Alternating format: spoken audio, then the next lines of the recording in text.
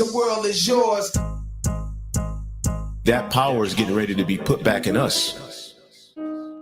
For those who believe and have ears, that power that Yahushua had on our earth, we're going to get that and more.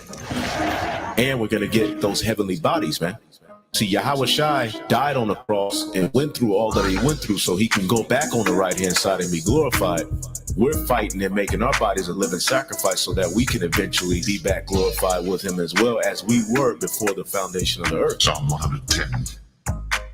The Lord said unto my Lord, sit thou at my right hand until I make thine enemies thy footstool.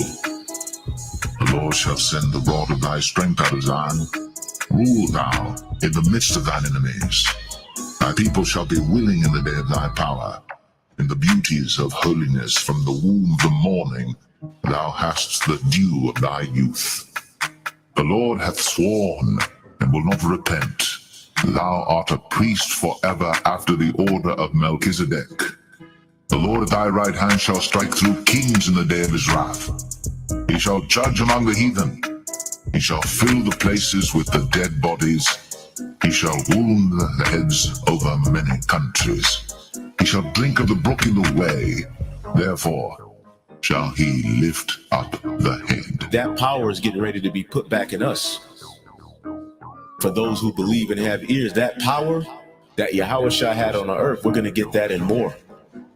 And we're going to get those heavenly bodies, man. See, Yahushua died on the cross and went through all that he went through so he can go back on the right-hand side and be glorified.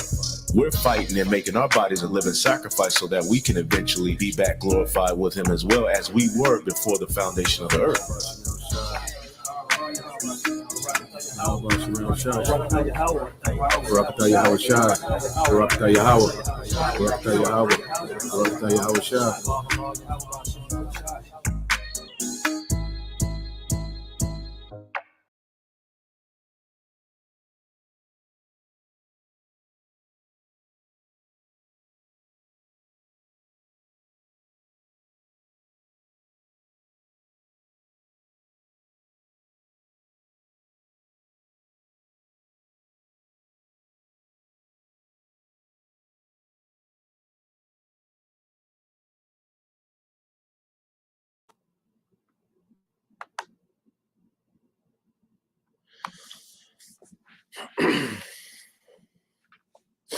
All right, Shalom.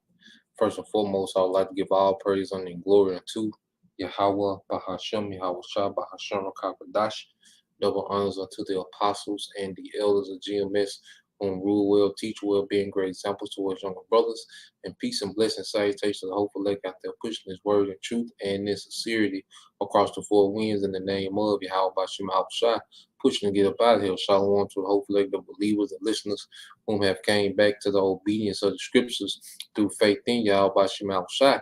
And what I want to get into tonight, all right, dealing with this documentary I seen, in this article, pretty much you start with the article first. All right, I'm sure you brothers, you sisters probably have seen, about okay, the nigga woman, being part owner, of the Denver Broncos. There's something that they got to make it. Okay, and it just made me research, the roles of women, in ancient Egypt. Okay, and we were going to find there's a lot of parallels, of ancient Egypt. Okay, that exist, all right, within this society of America. Okay, if a brother can post it for me real quick. That's the book of Ecclesiastes, chapter 1. Because America, all right, is spiritual Egypt, and it's gonna show.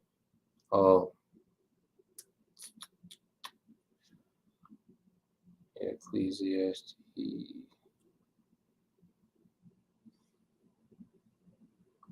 Yeah, Ecclesiastes 1 and 9.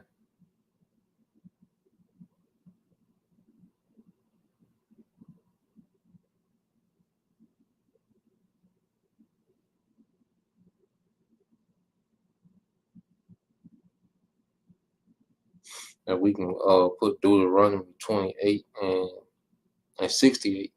you know, and we just set the tempo, you know, with those two, okay, as I get ready to cue this article up. All right, this is Ecclesiastes 1:9. It says, the thing that have been, it is that which shall be. Okay, this from the brother One. And it says, and that which is done is that which shall be done, and there is no new thing, all right, under the sun. Okay, there is no new thing under the sun. Okay, just like there's no new spirit under the sun through reincarnation. Even these different kingdoms, you know, are reincarnated. Okay, the spirit of ancient kingdoms, okay, is still relevant today. You know, and America is one big conglomerate of all the major empires that ever ruled. You know, it comes in the spirit of Assyria. You know, when you go to the Syrian military prowess, okay, the Romans, you know, with their decadence and you know the shopping malls and the you know, and the games, okay, it comes in the spirit of ancient Babylon, okay, through what is customs, you know, the holidays that they, you know, celebrate, Egypt, okay, the way society is structured. So America is pretty much, you know, all these ancient, you know, wicked empires, okay, rolled in one. And that's why it's gonna get the worst judgment. You see, when you go to there's a brother Bayan Yashala, this is Deuteronomy 28:68. It says, and the Lord shall bring thee into Egypt again with ships. Okay. And this is one of the first scriptures, you know, we pretty much learn when we come into the ministry. You know, this is like the introduction, all right, of the ministry, man. Okay, because that's a great token of who we are. But the thing that has to be broken down is when it says into Egypt again with ships. Okay, and Egypt just means what? Bondage. Okay, so it wasn't talking about physical Egypt, but we will be in bondage in spiritual Egypt. Okay, and we will get there by ships through the transatlantic. It says, by the way whereof I spake unto thee, thou shalt see it no more again, and there you shall be sold unto your enemies for bond men and bond women, and no man shall buy you. Okay, and no man shall buy you. You see, and it's going into that transatlantic slave trade, man. Okay, where the bulk of our people ended up in America, which is what? Spiritual Egypt. Okay, now we're gonna get it, but first let's get this. I want to get this article. All right, and that's one of the mysteries of the scriptures, understanding spiritual Egypt, which is America. Okay, you got people that try to debunk the truth and try to make it seem like it's literal Egypt, and you know, no, it's spiritual Egypt. There's no account of Israel as a nation going back into physical Egypt, all right, under hardcore bondage, man. Okay, now you get this article here. All right, and as you can see, I think this came out last week sometime. All right, so it says Melody Hobson to become first black female NFL owner, all right, with Broncos deal. Okay, now you understand the team that she's with, all right, some high level Edomites, man. Okay, because the one that's actually buying the team is one of the Waltons, okay, from the Walmart empire. Okay, and then she's the wife of Star Wars director George Lucas. Okay, so you know she's into some type of high level. She done did all type of rituals. Okay, there's no telling what she done, man. Okay, but see, each of these out, and Eve, look at this. Okay, this is another nigga woman figure. But, they can have it cool. I won't give a damn. She owned the whole NFL. Okay, it's not going to stop the destruction.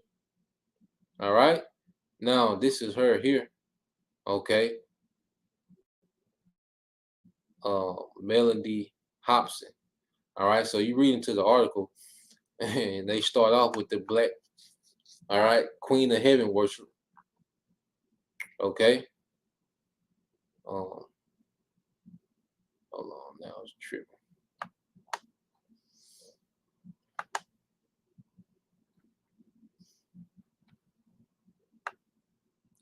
All right, it says black women have been out here getting it since the dawn of time, and even during the rough patch of slavery, showed a resilience that speaks to the innate strength from birth. Okay, the praise and the worship of the black woman. Okay, the praise and worship of Eve, and this is part of the deal with the serpent. Okay, that Eve will have these high positions. Okay, she'll be over, men. She'll be over establishments. Okay, because you look at this, look at this Eve. She's over everything. All right, there's some Eve portion with the serpent. Okay, it says one of those lovely ladies currently doing the damn thing is Melanie Hobson. It must be a nigga woman who wrote this. Okay, it says president of Ariel Investment, Starbucks chairwoman, and soon to be Broncos co-owner, following a record-breaking buyout by multi-billionaire Rob Walton. Okay, so is that Edomite Rob Walton from the Walton dynasty that's buying it? Okay, but Eve is in on it, man. Okay, Eve is everywhere in this man's kingdom, man. Okay, Eve flying a fighter jet, vice president, CEO Xerox. Okay, you got what's the little black chick, the little dark skin on Biden cabinet? She's something, But this is Eve peeking out before the destruction, man. Okay, you see Eve in all these high places. All right, and we're gonna tie it back to ancient Egypt. It says Hobson, now the first black woman to have equity in the NFL, gains the title due to her stake in Walter Penner ownership groups that's spearheading the Broncos deal. Walton mentions Hobson specifically in the official press statement, so the serpent made mention of her. All right, speaking of being excited to have her as an addition to the team. Beyond her role at Ariel, Melody is an influential leader in corporate and civic organizations across the nation.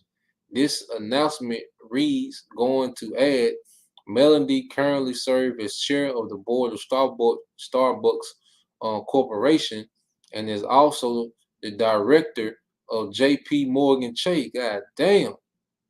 Eve everything, man. Hey, well, you can't say she never got a chance to rule, man. Okay? She can never say that. It says, we know she will bring her strategic acumen and leadership perspective to our team.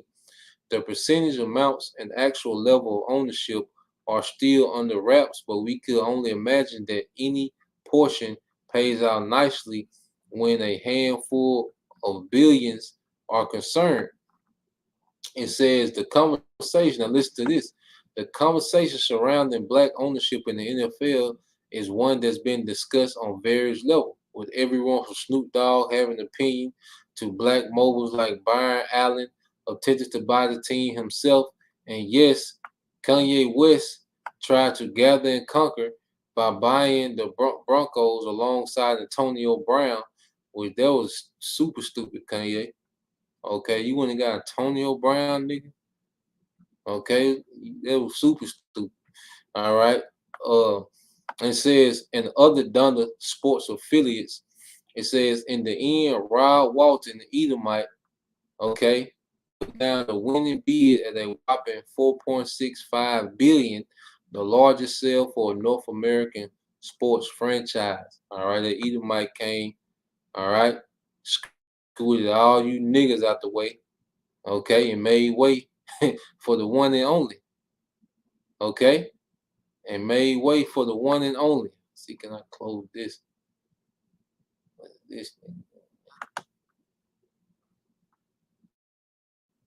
Oh, this thing was so bad. It's all good. All right. And made way for the one and only. All right. Bought the teams, scooted you niggas out the way. All right. And who and who emerges through the smoke? Eve. You know? So I want to get this video.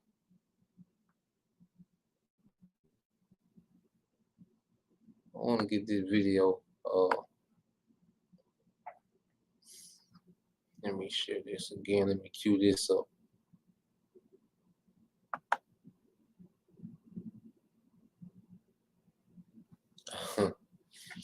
And Eve is, talented,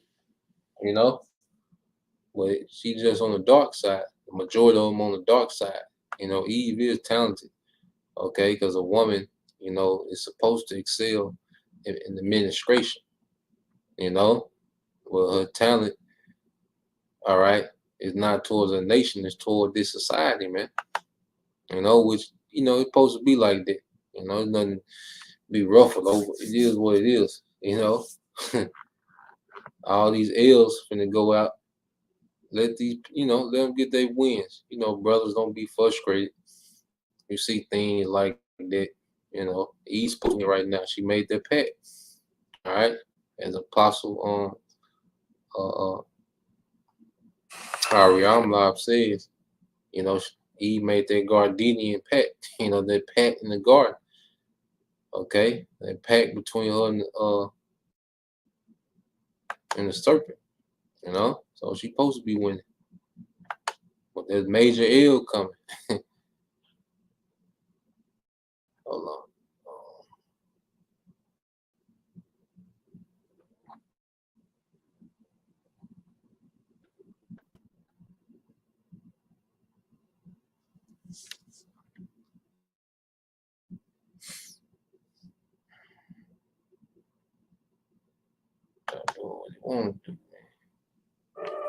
Well, a cause of feminism might seem like a recent phenomenon. There were times in history where women enjoyed almost equal rights to men.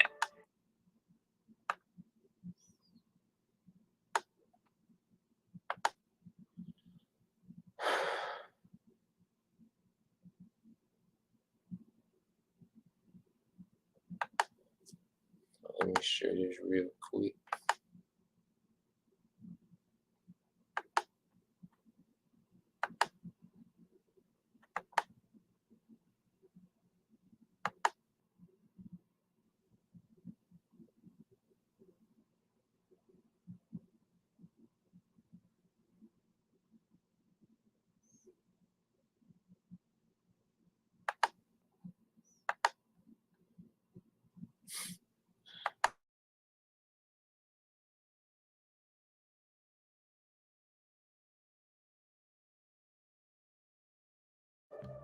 Well, a cause of feminism might seem like a recent phenomenon. There were times in history where women enjoyed almost equal rights to men. Ancient Egypt was one such era. From the importance of alcohol to matters of makeup, here's what life was like for women in ancient Egypt. The number of rights women in ancient Egypt had is impressive. According to Ancient History Encyclopedia, Yeah, now just for truth's sake, Esau, he used Edomites. He portrayed himself as the original Egyptians. Okay, but we know the original Egyptians, okay, come from Ham. Mizraim, all right, was very dark-skinned people, okay?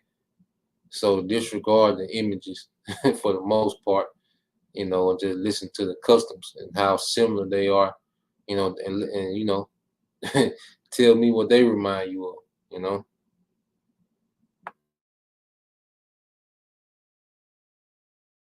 In ancient Egypt, women could, quote, own land, initiate divorce, own and operate their own business. They could also hold many kinds of jobs outside the home. They could also own property.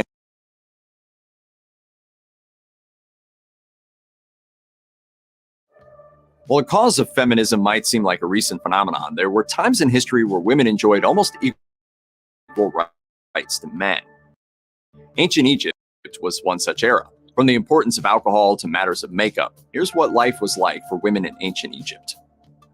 The number of rights women in ancient Egypt had is impressive. According to Ancient History Encyclopedia, in ancient Egypt, women could, quote, own land, initiate divorce, own and operate their own business.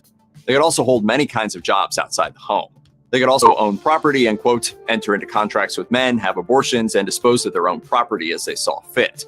Ancient Pages adds that they could get drunk, make legally binding wills, and receive both the same pay as men for the same work and the same punishments for the same crimes. It was a level of personal and sexual freedom that no other ancient civilization gave women, and this standard wasn't even common in the modern times until recently.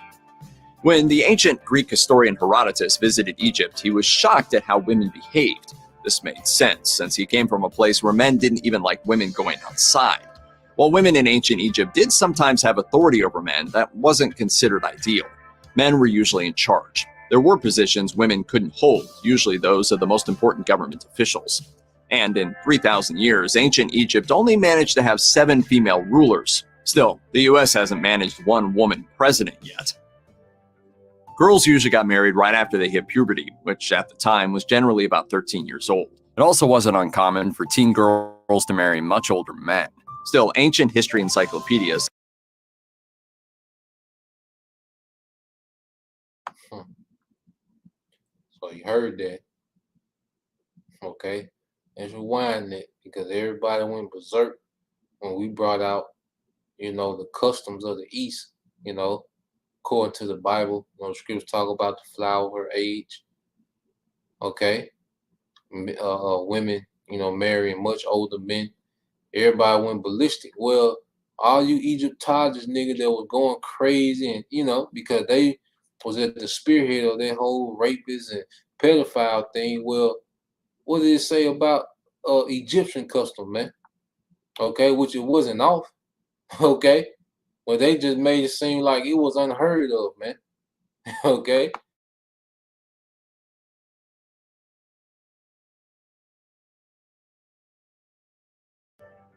Girls usually got married right after they hit puberty, which at the time was generally about 13 years old. It also wasn't uncommon for teen girls to marry much older men. Still, Ancient History Encyclopedia says it was understood that men were the head of the household and had the final word. However, ancient Egyptian fathers would give marriage advice to their sons that included, do not control your wife in her house, do not to snap at her, recognize her skill, enjoy her company, and desist from strife at home. Still, wives had certain expectations on them, like having lots of children, and if they committed adultery, they could be killed. But if they didn't like their husband, divorce was simple. A woman just had to say she wanted one. She didn't even need a reason, such as infidelity on her husband's part. And in the event of a divorce, she got custody of any children. While women may have been equal, it's free. Don't tell anybody, it's free. Again, your first bottle is customized and free. You can get your first equal to their husbands, the job of taking care of the house still fell to them. Rich women might have servants or slaves, and many women also had jobs outside the home, but how well their house was kept was a woman's responsibility. In a time before alarm clocks, a woman had to wake her whole family up so they could go to work or school. Then she had to take care of the family altar. Every house had one, and keeping the gods happy was the woman's job. She then had to cook breakfast, do the dishes, haul the daily water from the well, do all the childcare, and take care of any elderly relatives. She also had to feed, water, and generally take care of any animals the family owned. She had to make lunch, do some weaving and sewing, do laundry, bake bread, brew beer, make dinner, serve dinner, clean up dinner, put everyone to bed, and do it all again the next day.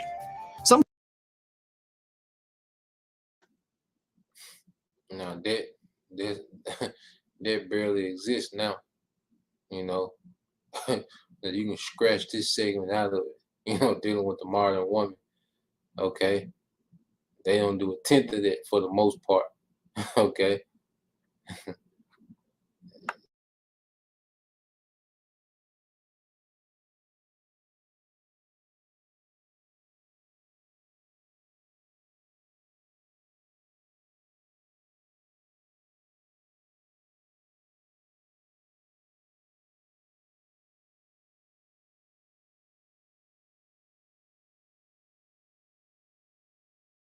And do it all again the next day.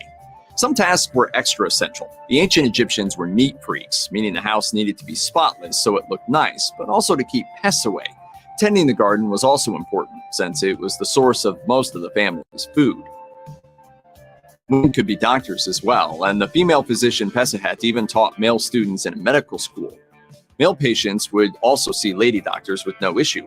There were female dentists, female seers who interpreted dreams and omens for people, and women who ran textile manufacturing businesses. There are even paintings of these women supervising their workers.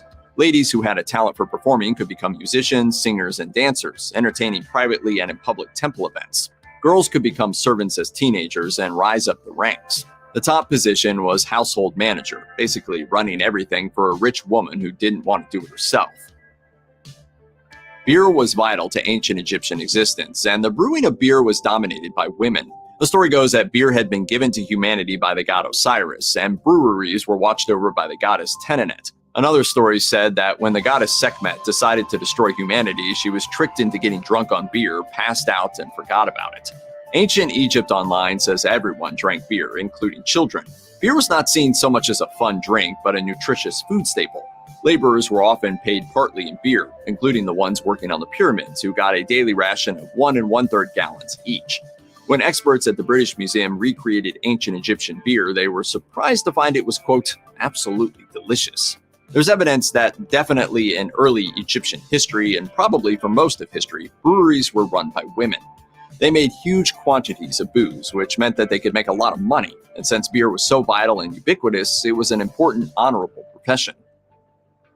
Slavery was a complicated institution in ancient Egypt. There were different levels of servitude, and it's often hard for experts to distinguish between them.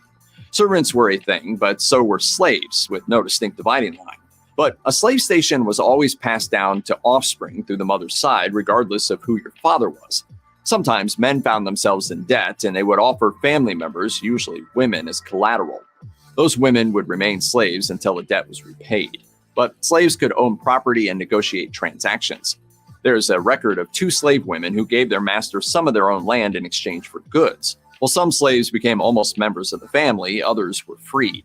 One way of finding freedom was by being purified and going to work in a temple, and it turns out King Tut actually purified some slave women who worked in his palace.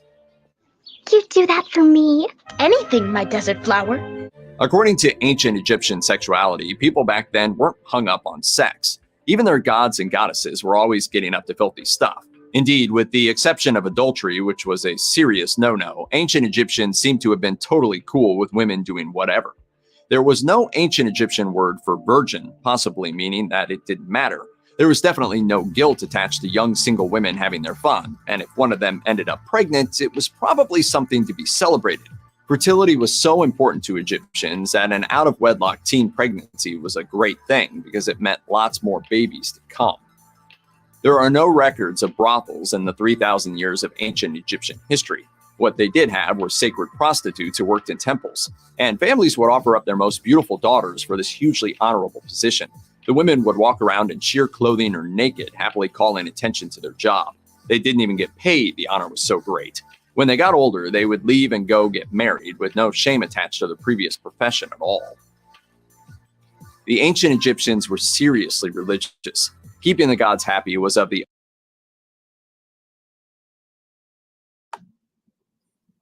So they will be, they will become temple harlots. Okay, pretty much get ran through, all type of orgies, and then after that, go get married. Now, doesn't that sound like, today? Eve have 10, 11, 12 hot girl summers. Okay. And then she hit the wall and want to get married. It's the same energy, man. Okay. They said they didn't even have a word for virgin in the Egypt language. And a lot of our laws, you go into the scriptures, a lot of our laws was written based on the culture of Egypt, the captivity we had came out of, man. Okay. Let's get a few of them.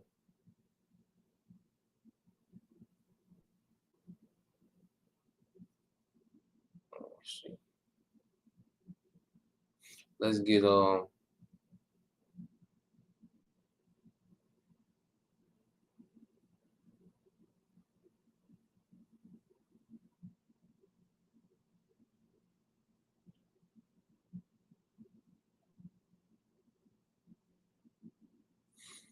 let's see. Yeah, let's get Leviticus 21:5. Okay.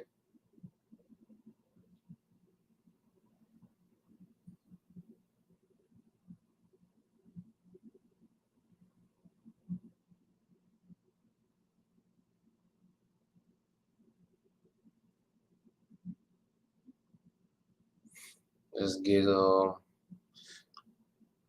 because it's Moses, and then Moses, he was a high up, within Egyptian society. He was looked at as, the son, of Pharaoh. All right, pretty much the grandson of Pharaoh.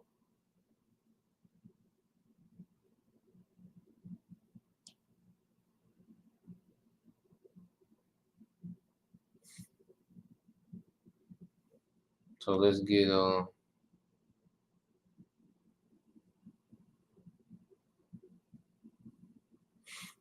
Deuteronomy 23:17.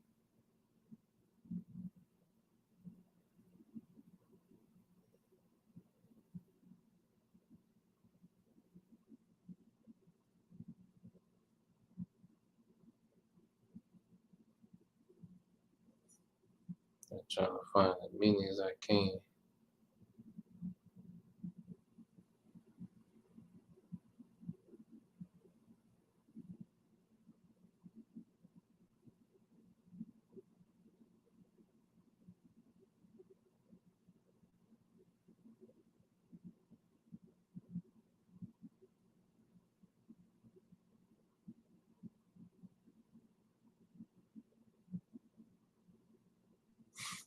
Uh,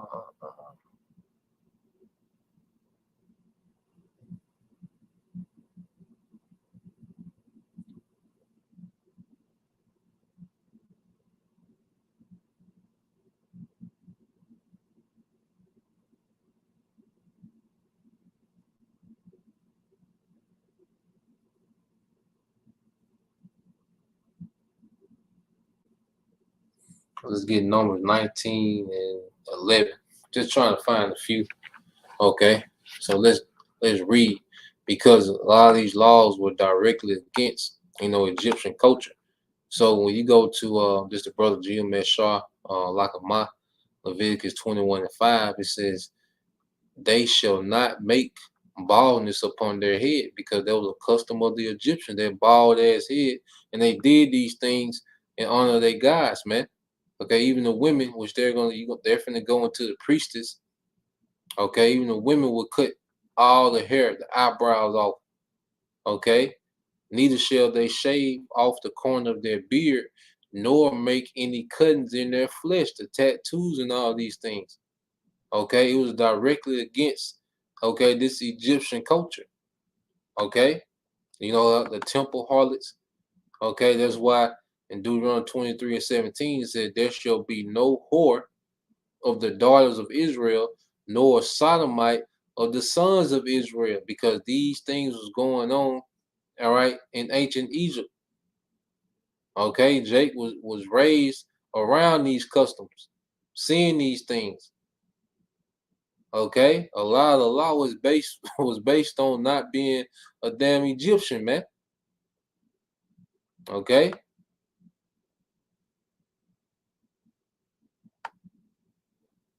You know how, okay, that was from the brother Bayan Yasha'Allah, okay? It's from the brother I'm a one. This is Numbers 19:11 says, he that toucheth the dead body of any man shall be unclean 7 days. Okay, and the Egyptians was all about worshiping the dead and mummifying the dead. Okay, but we wasn't supposed to touch the dead. Okay, we will be defiled, we will be unclean.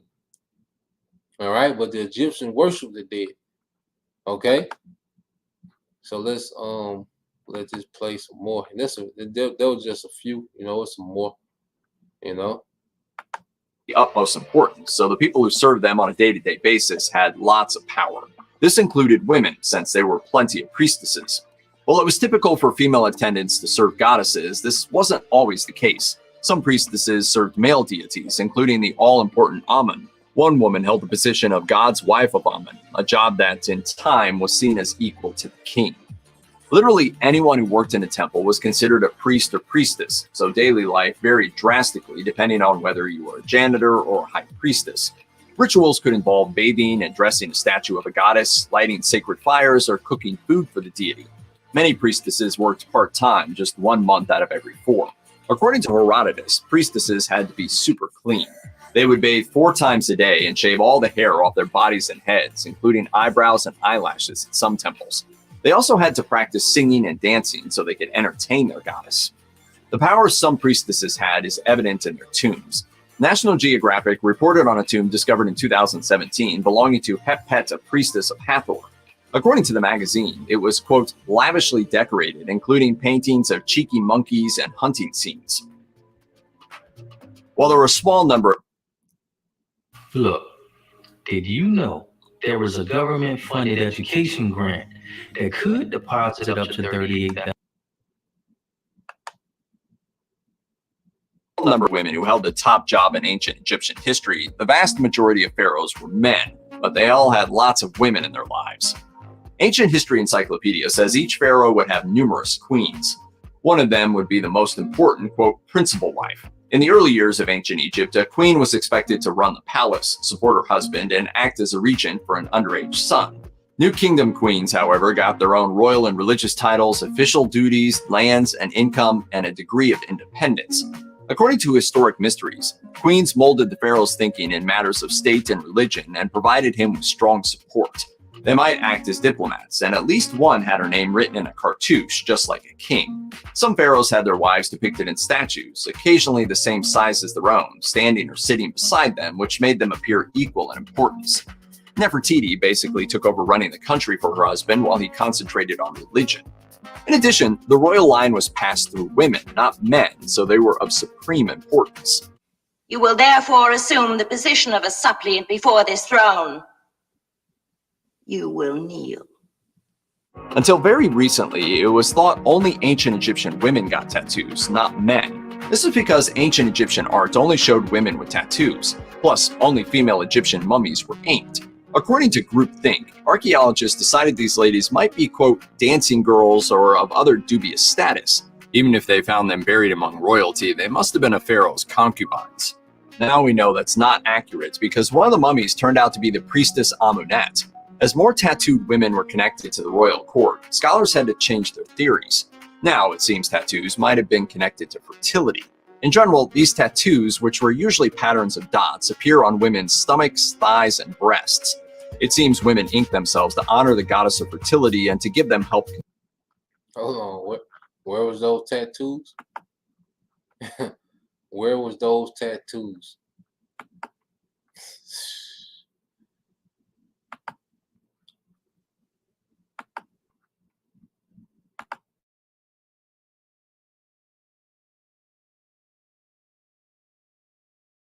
Were connected to the royal court, scholars had to change their theories.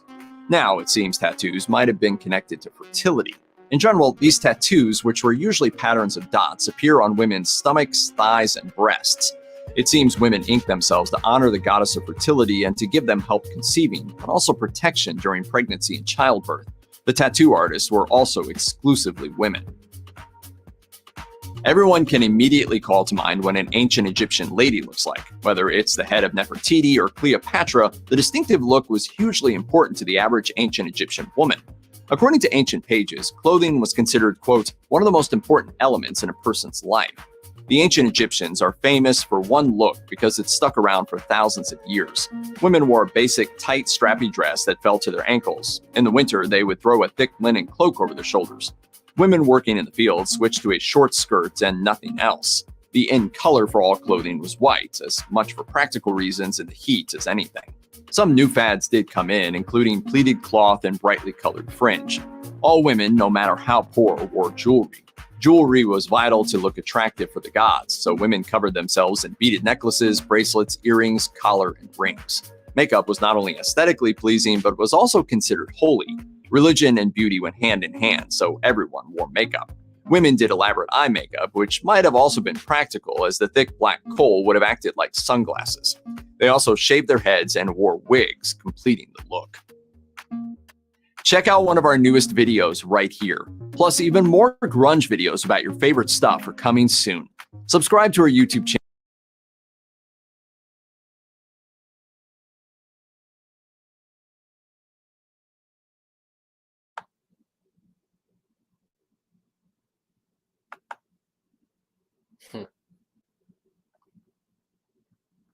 Sound familiar. It should sound familiar, man. Tattoos on their breasts, their stomach, their thighs. Okay, the fitted dresses. Okay, I'll just go back to Egypt, man. You know, and that's why the Bible says, and read like she reads. The brother put Gilgamesh Shar Lakamah, in Revelation 11:8, and their dead bodies shall lie in the street of the great city, which spiritually is called Sodom and Egypt. Okay, Sodom for the sexual lewdness. You know, the video, you know, even just going to the video we did earlier. Okay, then, you know, the West is a mess. All type of madness going on, man. Okay, there's no doubt that this is spiritual Sodom. You know, that goes without, you don't have to pull up a documentary, you know, to know that this is spiritual Sodom. Okay, but it's spiritual Sodom and Egypt, where also our Lord was crucified, X'd out, you know, because the ways of the Messiah are not exalted here. The ways of Egypt, the ways of paganism, the way of Satanism, okay, is exalted here, man. Okay, that's why when you can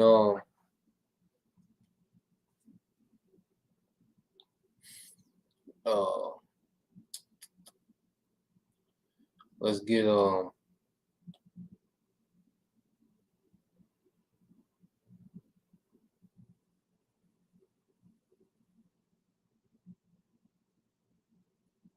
let's get that in Joel 3.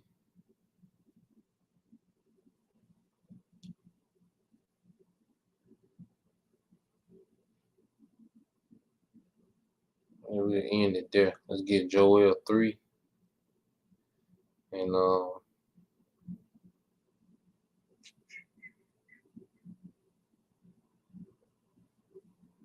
right, Joel chapter 3, verse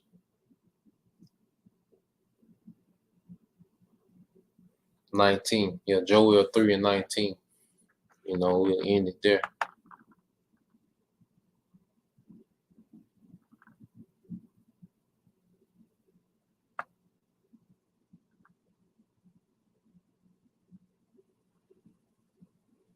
No new thing under the sun. Okay, this is spiritual Egypt, you know, which will be destroyed. So the same thing's going on, okay? And Yahweh Shema Shai is going to bring about plagues as he did before. Okay, this is Joel 3:19 said, Egypt shall be a desolation, okay, and Edom shall be a desolate wilderness for the violence against the children of Judah. So you see how it links Egypt, okay, with Edom. Now you know that Esau, Edom is the new Pharaoh. See, he ain't gotta play dress up like in the movies. You know, he is a new Pharaoh of this spiritual Egypt. Okay, is that Egypt shall be a desolation, speaking of spiritual Egypt, and Edom shall be a desolate wilderness. Okay, Edom and Egypt. You see, for the violence against the children of Judah, because they have shed innocent blood in their land. Okay, so it lets you know that Edom will be ruling this spiritual Egypt. Okay, and his rulership will be destroyed. America completely will be destroyed. Okay. Now get this, as a brother put it. All right, this brother GMS Spiritual Arc 144, 2nd Ezra 15:10 said, Behold, my people is led as a flock to the slaughter. I will not suffer them now to dwell in the land of Egypt. Okay, and if you understand spiritual Egypt, you know exactly what this is talking about. All right, verse 11, it said, But I will bring them with a mighty hand and a stretched out arm, and smite Egypt with plagues as before, and will destroy all the land thereof, the whole land mass of America, man. Okay? And will destroy all the land thereof. But Egypt, spiritual Egypt, is going to be hit with plagues. Economy crashing, that's a plague. Okay? Food shortages is a plague. Okay? Violence, that's going to be a plague. Pestilence, that's going to be a plague. Ultimately, the missiles is going to be a plague, man. Okay? So, Lord will, you brothers and you few sisters were edified. Just want to bring that out, you know, till next time I say Shalom, Kwam Yashala, Abab, DTA soon, Shalom.